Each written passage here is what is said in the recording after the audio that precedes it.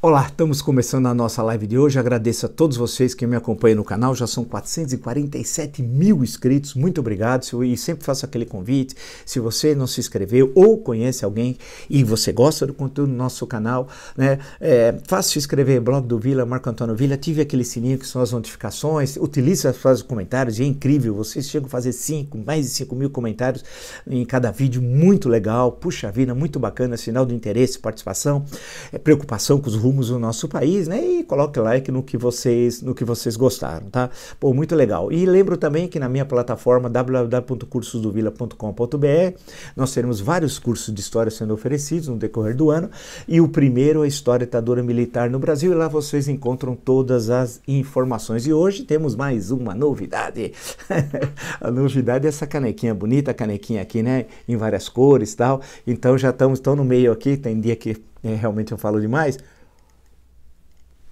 Então eu tenho de dar uma paradinha aqui, lembrando aqui do Jô Soares, também tem uma canequinha, né? Eu tive várias vezes no Jô Soares, estive no SBT quando lá começou, né, o programa de entrevistas, depois na Globo várias vezes.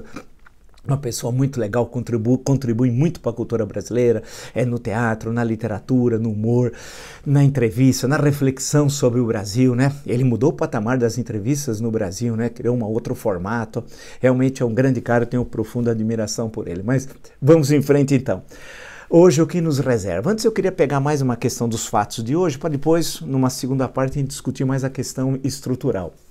Claro que o assunto é o Rio de Janeiro, evidente, que a operação da Polícia Federal, com mandato do STJ, né, em relação ao governador, uma organização criminosa que teria participação do governador Wilson Witzel. Bem, tudo isso tem de ser investigado, ninguém concorda, apoia qualquer corrupção de direita, centro, de esquerda, de qualquer partido, de qualquer pessoa. É evidente, tem de saber tudo, mas causa uma estranheza, por isso que é necessário separar o joio do trigo, que uma coisa é a operação em si, o combate à corrupção. Outra coisa é porque o Rio de Janeiro, o governador Witzel, que hoje é um adversário do presidente, e o presidente deixou isso sempre muito claro, né? Apesar de terem sido aliados na eleição de 2018, né? Então é necessário investigar, né? Porque é muito estranho, uma deputada muito ligada ao Bolsonaro, numa entrevista à Rádio Gaúcha, já tinha anunciado no dia anterior a operação. Estranho, hein? Estranho, muito estranho, né? Muito estranho. E o filho do presidente, que faz parte da Orcrim, o Flávio, que foi deputado estadual, aquele amigão do Adriano, aquele que o Queiroz estava lá no gabinete organizando toda a corrupção das rachadinhas, ligado ao escritório do crime. Gente de primeiro, Flávio, cara muito bom, como toda a família, né? Diz aqui, eu estou usando como fonte o G1, que vai agora ocorrer um tsunami contra o governo do Rio de Janeiro, diz o Flávio, que outras secretarias vão ser investigadas, e que ele ouviu tudo isso nas ruas e papo de botequim, não. Né? Isso aqui é vazamento de informação. Então a deputada já sabia. Esse diz que vai ter mais coisas no Rio que ele soube nas ruas em papo de botequim, né? Claramente a Polícia Federal está sendo usada pelo chefe da Orcrim, o presidente da República. Isso não pode. Isso é profundamente ilegal. Isso é criminoso, né? É aquilo que o Sérgio Moro se recusou a fazer. Recorde-se, o Bolsonaro disse, você tem 27, como se fosse dele, do Moro, 27 superintendências, eu só quero uma. A do Rio de Janeiro, e o Moro explicou para ele que não era bem assim, e foi uma das razões da sua saída, e nós vimos a gravação da reunião de 22 de abril, que na última sexta o Brasil tomou conhecimento daquele show de horrores, né, e lá ficou muito claro e comprovado, a reunião comprovava tudo que foi dito pelo então ministro, no dia que ele saiu, no dia 24, às 11 horas da manhã, né? Como nós vimos, o Brasil inteiro assistiu aquilo. Portanto, corroborou tudo que ele tinha dito. E o fato de hoje e dessas declarações reforça ainda mais o que disse o ex-ministro, né? Que o presidente queria usar a Polícia Federal para perseguir opositores, tomar conhecimento de informações sigilosas e proteger sua Orcrim, sua família criminosa e seus amigos criminosos, né? Isso ele disse, inclusive, na reunião de 22 de abril, lembra? Eu não vou usar a expressão, que é horrível. Você quer lá com meus filhos e com meus amigos? É isso, né? Tá claro, acho que tá claro. Agora a Polícia Federal tem de reagir. A Polícia Federal não é o escritório do crime. né? E o Bolsonaro acho que é o Adriano, aquele que morreu na Bahia, e vai chefiar uma organização criminosa, não. Mas é mais um passo na escalada autoritária. Temos, portanto, ficar muito, mas extremamente atentos. Ele tenta se utilizar da estrutura de Estado e desesperado, porque a questão, ele não está forte, ele está fraco, ao contrário do que dizem todos. Eu insisto aqui que ele nunca teve tão fraco como agora, com a crise econômica, nós voltaremos a ela, com a crise sanitária, a crise institucional é desespero, né? Desculpe, ele não tem apoio de ninguém. A micromanifestação de domingo tinha 200 pessoas, né?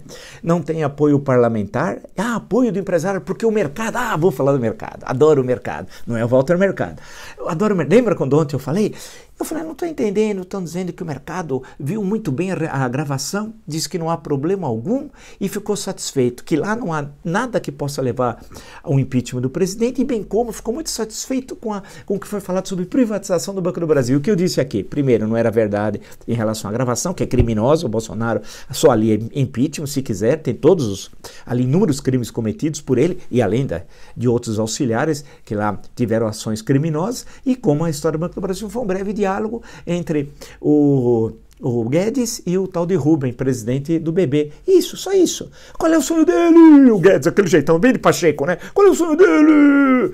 E aí o Rubem falou, eu quero privatizar, e eu falei que não ia privatizar coisa alguma, que ela era uma balela, e que a Bolsa ia cair no dia seguinte, que era hoje. O que aconteceu com a Bolsa? Caiu, eu acerto tudo, só não acerto a Mega Sena. Tá na cara, é coisa de especulador. Você cria no sábado e domingo uma visão otimista da economia e do país, né? Ganha dinheiro na segunda e na terça volta tudo ao normal, e aconteceu exatamente isso. Exatamente, vejam lá como é que está a Bolsa, porque não havia razão nenhuma, era um absurdo falar tudo aquilo, né? Mas isso só para dizer como se constrói. Estavam me falando também ontem, é difícil o Bolsonaro sair. Eu falei, por quê? Ele tem 25% ainda de pessoas que estão com ele, e eu falei, os outros 75%? Salvo engano, 75 é maior que 25. Não, mas os analistas sabe o que é analista? Esses analistas dizem assim, mas ele ainda tem 25% de apoio, né? O que 25% de apoio e os outros 75%?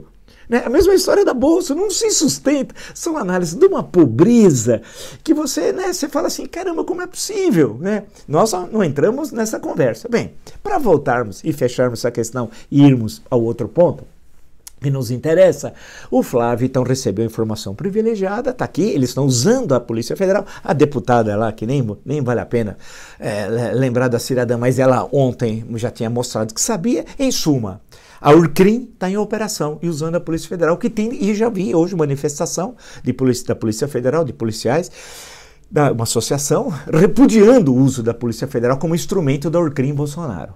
Então isso não vai ser fácil, temos de repudiar. E assim como repudiar vazamento da Receita Federal para coagir adversários. É o caso do William Bonner. Né? O caso do William Bonner, claro aqui, e a nota, estou usando o G1 como fonte, a nota da Globo, e eles informações da Receita Federal, Olha como eles são criminosos, hein? Nós estamos falando com uma quadrilha perigosa, gente que mata, tal. Mataram tantos no Rio, né? Olha aqui, Globo repudia a campanha de intimidação ao William Bonner. Eles estão, olha, jornalista recebeu mensagem de telefonema de Brasília com dados fiscais sigilosos dele e da família. Alguém dentro da Receita, né, um fanático, um criminoso, bolsonarista, está lá vazando esses dados. Amando da Urcrim. Gabinete do ódio, Carlos Bolsonaro, Jair Bolsonaro, toda a quadrilha. Tá claro aqui. E a gente, em outras épocas, isso daqui seria inimaginável. Inimaginável. O Brasil estaria pegando fogo. As pessoas estão muito passivas. O Brasil já foi melhor, viu? Teve muito mais capacidade de indignação. Você tem uma quadrilha, eles estão usando a Receita Federal para coagir. Hoje o Bonner, amanhã pode ser você, eu, qualquer um de nós. Assim como a Polícia Federal fez com o Witzel, precisam apurar. Que tem problemas lá de corrupção? Tem. Agora precisa ver se não estão aproveitando desse fato no sentido dele ser adversário político do Bolsonaro. E aí, essa é uma questão extremamente séria, importante. É uma questão muito importante, porque você está usando as instituições de Estado para coagir adversários. Mas ele está fraco, insisto. O uso da Receita Federal é desespero, o uso da Polícia Federal é desespero, o fracasso da manifestação de domingo mostra que ele não tem, então ele não tem apoio popular de massa, não tem apoio das pesquisas, não tem base parlamentar, e o apoio empresarial vai diminuindo, paulatinamente vai caindo o apoio. Porque os empresários mais sérios, preocupados, não aqueles oportunistas, os maus empresários, mas aqueles sérios, estão vendo que a situação vai se agravar cada vez mais. E até a base dele, aqueles que foram da base dele, como o Major Olímpio, né, que, estou citando o Estadão, chamou o Flávio de bandido. Chamou o Flávio de bandido, diz que o Bolsonaro tenta proteger o filho. Proteger o filho. Agora o Major Olímpio já foi mais direto, já chamou de bandido. Mas para falar das questões econômicas, né, é claro que os empresários, aqueles que exportam, ou aqueles que têm grandes indústrias, comércio, gente séria, ou na área de serviços, ou no agronegócio, né, estão preocupados, não o Quasímoro. O Quasímoro é piada, ninguém leva o Quasímoro a sério, né? A coisa realmente está grave, está muito grave. Ontem, em entrevista ao Roda Viva, o ex-chanceler Celso Laffer, um jurista de respeito, chanceler, pessoa muito séria, muito capaz, foi de 2 governos, chanceler, inclusive durante a ECO 92, a Rio 92, foi a maior reunião de chefe de Estado até então na história do mundo, foi no Rio de Janeiro, em 1992, em pleno processo de impeachment, deu tudo certo, né? Bem, ele disse, olha, o que nós já falamos algumas vezes aqui. Há uma preocupação grande sobre como vai se organizar o mundo depois da pandemia. É o que eu falo, essa nova ordem que vai ser criada. Continua lá. Uns acreditam que teremos mais pontos, outros que teremos mais muros. O Brasil é um país em escala continental. Sempre teve interesses no funcionamento do mundo, não é uma grande potência, mas tem certos recursos diplomáticos significativos. Um desses recursos é a sua credibilidade, sua capacidade de construir pontos, a vocação de procurar consensos. Mas não creio que a política externa do governo Bolsonaro esteja afinada com esse potencial construtivo que sempre caracterizou a diplomacia brasileira. Agora quantas vezes nós falamos isso aqui, né? Não é verdade? Na minha avaliação, nós não sentaremos à mesa com ninguém que vá definir para o bem ou para o mal o destino da ordem mundial. Já dissemos também isso aqui, não é verdade? Continua o Dr. Celso Laffer. Nós vamos ter uma situação econômica muito séria em decorrência da pandemia do novo coronavírus. Sem dúvida nenhuma, para lidar com a situação, recursos externos serão importantes. Para termos esses recursos, o componente de credibilidade é indispensável. Ninguém imagina recursos importantes a longo prazo sem a noção de credibilidade e previsibilidade. Falamos aqui quantas vezes, né? Que nós estamos isolados diplomaticamente, ninguém quer saber do Brasil, temos fuga de capitais, isolamento econômico, diplomático, político, em todos os organismos internacionais, em todos. No dia 8 de maio, 75 anos da vitória contra o nazifascismo, Assembleia da ONU, foi teleconferência, o Beato Salu, em nome do Brasil, o Beato Salu começou a atacar a ONU. O Beato Salu começou a atacar a ONU, na reunião da ONU, que estava comemorando 75 anos da vitória contra o nazifascismo. O Beato Salu começou a atacar a ONU. É isso. O Brasil hoje não tem ninguém. Tudo que nós falamos aqui, o doutor Celso Laffer reformou do Roda Viva, com mais brilhantismo, é verdade. Mas é isso, nós somos isolados, economicamente, diplomaticamente, politicamente. Temos problemas na OMS, temos problemas na ONU, vão ter problemas com as nossas exportações, tem o carimbo de país infectado que o Trump colocou, né? E vai espalhar para o mundo, isso vai impedir a circulação dos brasileiros, mas vai criar problema também para nossas exportações. Tudo já foi dito aqui, tudo já foi dito. E isso está reforçando. Teremos ontem, tivemos uma matéria até lá no Jornal da Cultura, o Dr. Delfim Neto, várias vezes ministro, economista de respeito, autor de obras importantes da economia brasileira, disse: teremos a recessão mais grave da história. Onde vocês já ouviram isso? Aqui. Ele fala em -7, eu até falo mais, depende de como for, até de -8, né? Nós dissemos isso tudo aqui, quer dizer, não dá para dar uma de poliana, querer esconder, escamotear, enganar, sabe, aqueles microfones amestrados, né, a serviço de poder, não importa qual poder seja, sempre a favor do poder, né? Não, a gente tem que ter independência, porque com isso a gente tem a consciência tranquila e consegue ter análise que ganha respeitabilidade, porque veja, o que nós falamos aqui, eu citei o Delfim Neto e Celso Laffer, referendaram, né, ontem. Também tem análises iguais a essa, ou seja, são pessoas sérias que na sua área de relações exteriores ou na área de economia, né, estão acompanhando o que está ocorrendo aí. Então não adianta querer tergiversar, né? O Financial Times disse, olha, eu estava aqui muito preocupado com o Brasil, né,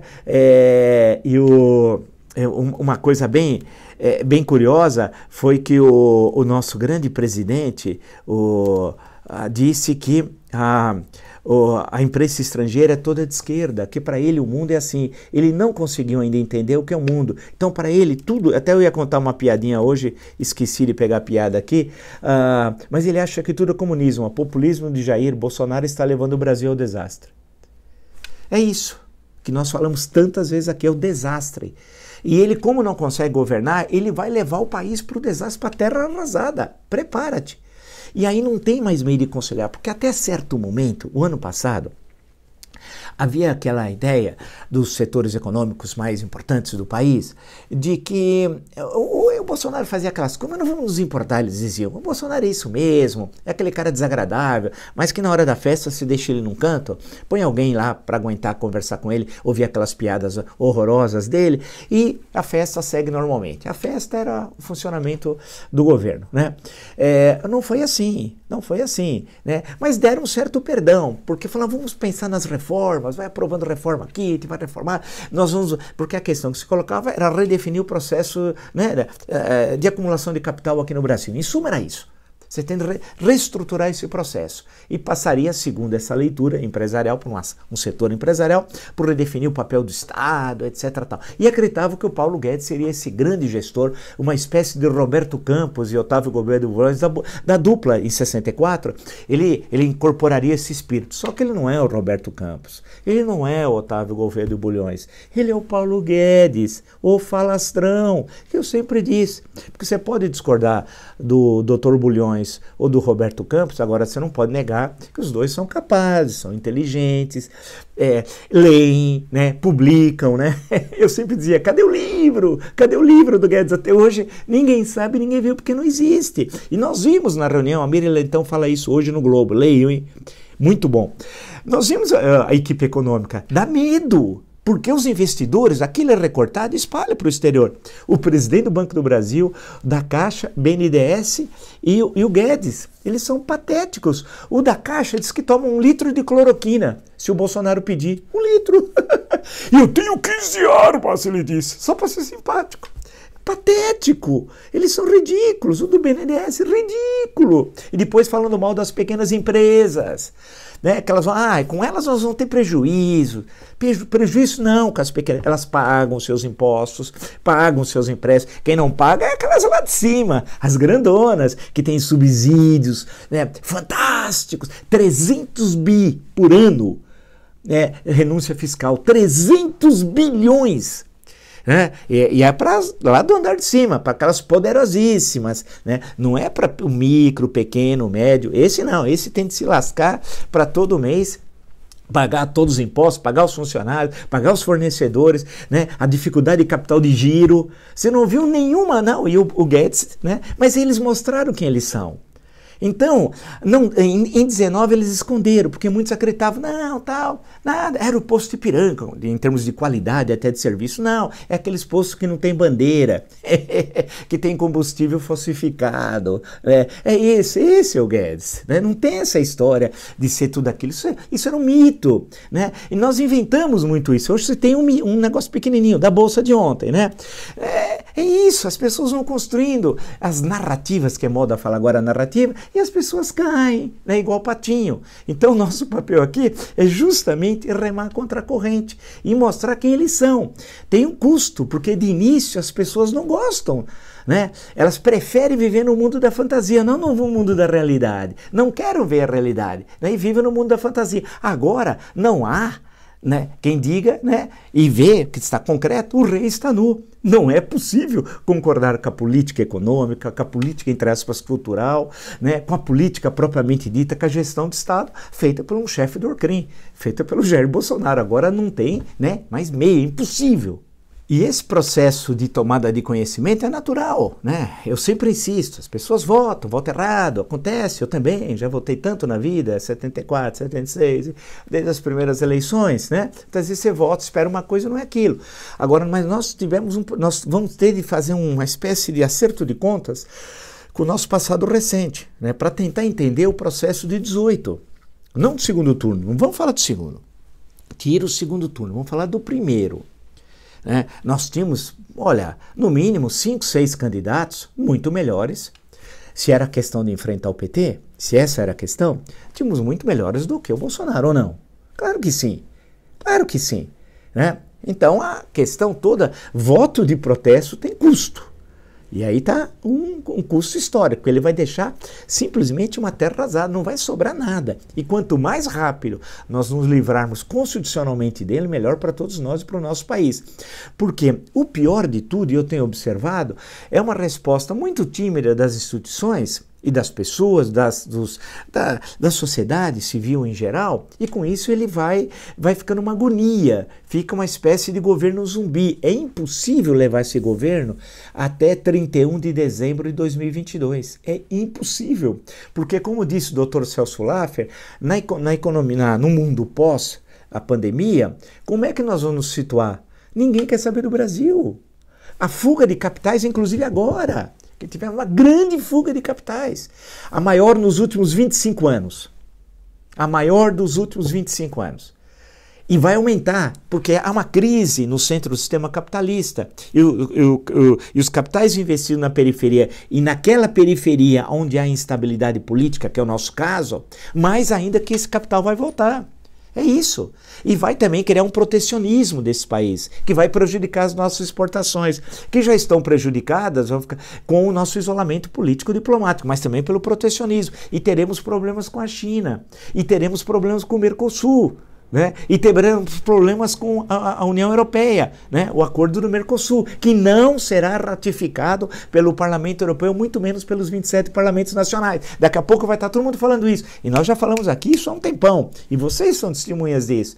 Então perceba, esse é um cenário claro. Basta ter um mínimo de noção de análise de conjuntura, de conhecer o fluxo do comércio mundial, os interesses econômicos, o nosso posicionamento. Isso que o Dr. Celso Laffer fez a referência ontem lá no Roda Viva, é perfeito, é isso. E o que o doutor Delfiné, na breve entrevista que deu lá ao Jornal da Cultura, colocou umas outras questões, que vai ter uma deflação, que é outra coisa, o oposto da inflação, muito forte aqui no Brasil. E isso vai dar uma quebradeira dos diabos, né? Então, as autoridades econômicas, o Ministério da Economia, que abarcou tantos ministérios, planejamento, indústria, comércio, tudo, para ele ser super poderoso, né? O Guedes. Né? Mas que adianta você ter tudo aquilo e ele não sabe o que fazer? Pô, nós estamos em meio dessa pandemia aí, foi feito o quê?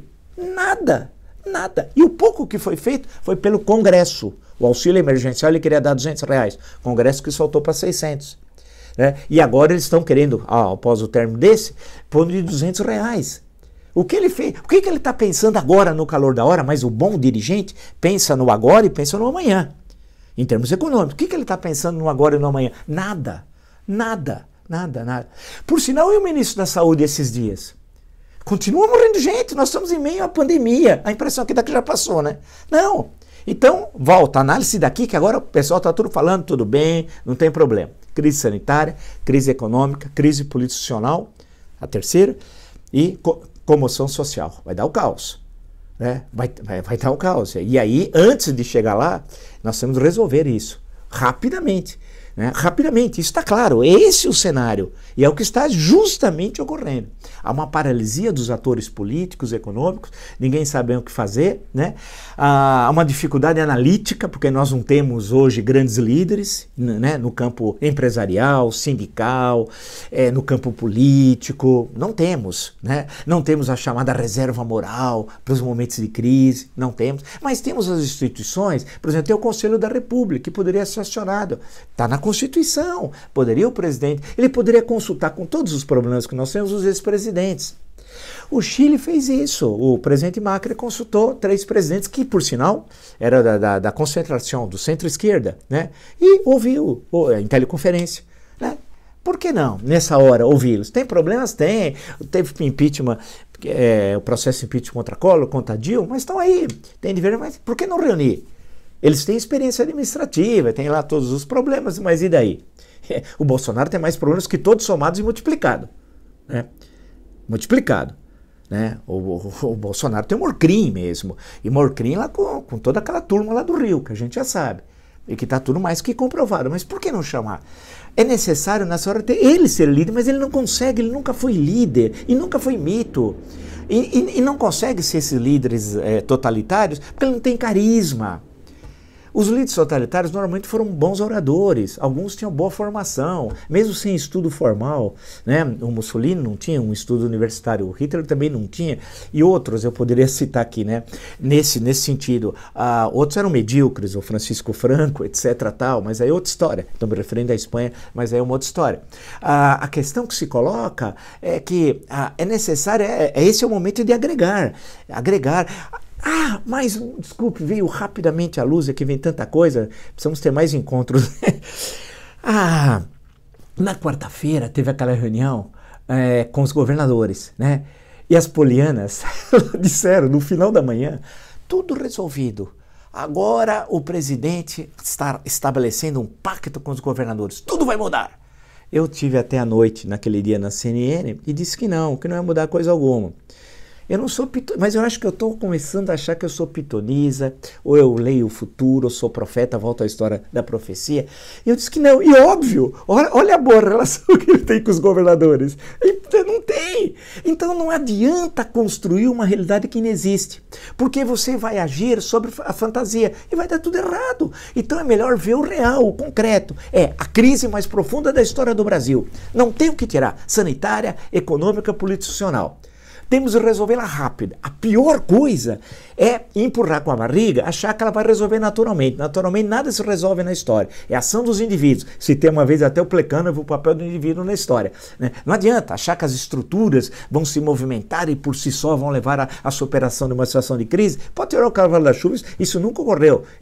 E não ocorrerá também aqui, na terra descoberta por Cabral. A ação é fundamental. Hoje o Rodrigo Maia fez um discurso até com açúcar, até eu respondi uma pessoa que me encaminhou o discurso dele, eu falei, parece que ele quer ser um presidente eleito pelo parlamento, porque eu pensei isso, escrevi, porque pela Constituição, se você anula uma eleição no segundo biênio presidencial, na segunda parte do mandato, a eleição é indireta, ou seja, pelo parlamento. No primeiro biênio, né, é eleição direta, tá? No segundo biênio, eleição parlamentar. E ele teria chances numa eleição parlamentar. Eu falei, só se está empurrando, anula a eleição pelo TSE e ele é eleito pelo parlamento. Eu falei, porque era um discurso muito leve, mas claramente era esse o sentido, né? De falta firmeza. O Davi Alcolumbre, esse não adianta esperar alguma coisa que dali não vai ser nada, mas tem bons senadores. Pressione os bons senadores, pressione no bom sentido da expressão, né? Vamos ter, mas está claro que ele agora, o desespero aumentou, que eu falei ontem, que ele estava desesperado, isolado, mostrou hoje Receita Federal, Polícia Federal, amanhã pode ser a BIM, né, ou outras instâncias do Estado, né, porque ele percebe que não tem mais apoio nenhum efetivo, internacional zero, inclusive o Trump deve perder as eleições tal, e vai aprofundar agora uma política anti-Brasil, porque ele precisa dos votos dos agricultores, e aí bate de frente com os interesses do Brasil no campo da exportação. Eu falei pro pessoal do agronegócio isso o ano passado, mas o pessoal não entendia, né, vivia na ilusão, queria dizer que o rei estava vestindo uma roupa maravilhosa, e eu dizia, não, ele está nu. É isso, é melhor sempre ver a realidade, querer fugir da realidade não dá. Bem, se você gostou dessa live e tantas outras do meu canal, me inscrever, faça o blog do Vila, Marco Antônio Vila, ative as notificações, lembro, na plataforma www.cursodovila.com.br tem vários cursos sendo oferecidos, o primeiro, quer dizer que vai ser oferecido, já é o História da Ditadura Militar no Brasil, e estou aproveitando aqui, mostrando para vocês a carequinha inspirada, né? Nós temos inspirações no Brasil, lembrei até do programa do Jô Soares, belíssimo, tem várias cores, essa aqui é azul, mas tem mais 3 cores, tá bom? Nos encontramos, portanto, amanhã, no mesmo horário. Só se tiver uma coisa excepcional, a gente corre para trabalhar, que não somos um mandrião como o Bolsonaro. Até!